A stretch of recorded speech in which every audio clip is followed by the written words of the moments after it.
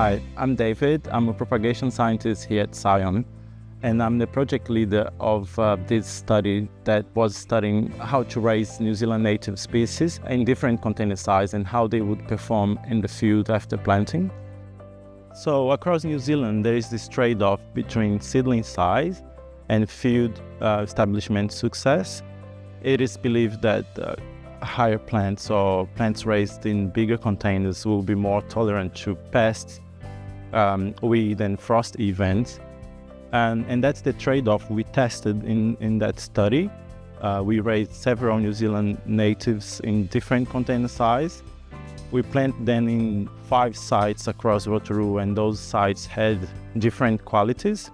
And we tracked their performance up to 2 years after planting in the field. The results of this study showed that some species will grow well and thrive. They can still be planted in poor quality sites, and that's not a problem for them. On the other hand, we had some other species that would still require containers a bit larger than that.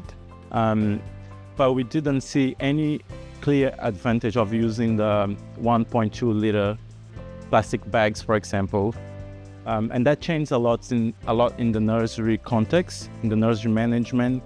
Costs in the nursery there will be a lot cheaper to produce seedlings, a lot faster to grow them, and also field operations will be cheaper as the plants won't be as big as they often are.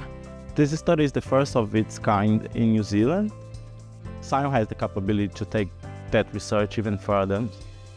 And there remains the opportunity to talk to stakeholders and apply for new funding to keep this research moving.